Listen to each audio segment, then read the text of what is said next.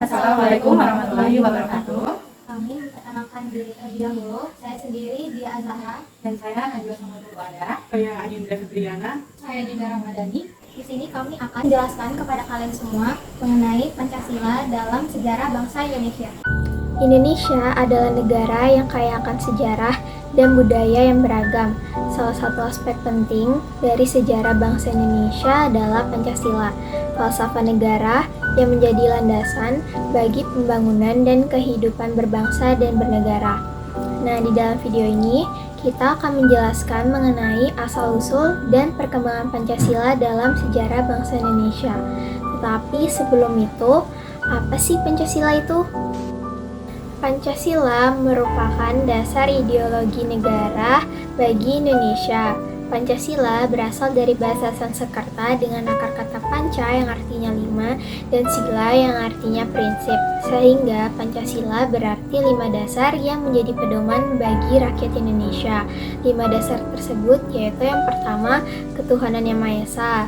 Yang kedua, kemanusiaan yang adil dan beradab. Yang ketiga, persatuan Indonesia. Keempat, kerakyatan yang dipimpin oleh hikmat kebijaksanaan dalam permusyawaratan perwakilan. Yang kelima, keadilan sosial bagi seluruh rakyat Indonesia. Pada periode kolonialisme selama masa penjajahan Belanda, Indonesia melakukan pergerakan-pergerakan nasional untuk meraih kemerdekaan. Di dalam pergerakan-pergerakan nasional itu berbagai organisasi yang bergerak. Salah satu organisasi yang bergerak yaitu Budi Utomo, Serikat Islam, dan Partai Nasional Indonesia atau PNI untuk memperjuangkan hak-hak politik dan kebangsaan. Setelah kemerdekaan, Pancasila menjadi landasan bagi pembangunan negara Indonesia.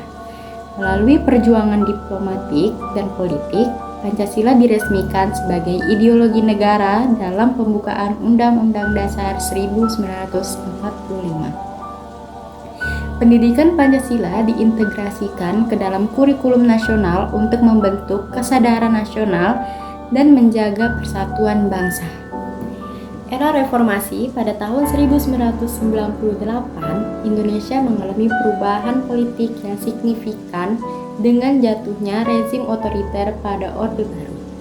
Dalam suasana reformasi ini, Pancasila menjadi subjek perdebatan dan kritisisme, tapi tetap diakui sebagai landasan negara yang tidak dapat diganggu-gugat. Reformasi ini juga membuka ruang bagi interpretasi dan pemahaman yang lebih inklusif terhadap Pancasila. Hal ini tertuang dalam Proklamasi Kemerdekaan pada tahun 1945 yang dikukuhkan pada Undang-Undang Dasar pada tanggal 17 Agustus pada tahun 1945. Dan Pancasila ini dianggap sebagai landasan moral dan filosofis yang bernegara dan berbangsa Indonesia. Dapat disimpulkan bahwa Pancasila adalah falsafah negara yang memiliki peran penting dalam sejarah bangsa Indonesia. Sejak awal diperkenalkan oleh Insinyur Soekarno, Pancasila telah menjadi landasan bagi perjuangan kemerdekaan dan pembangunan negara.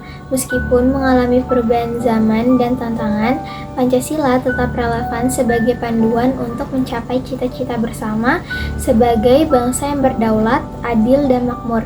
Oleh karena itu, pemahaman dan implementasi Pancasila merupakan tanggung jawab bersama seluruh warga negara Indonesia untuk mewujudkan Indonesia yang lebih baik di masa depan.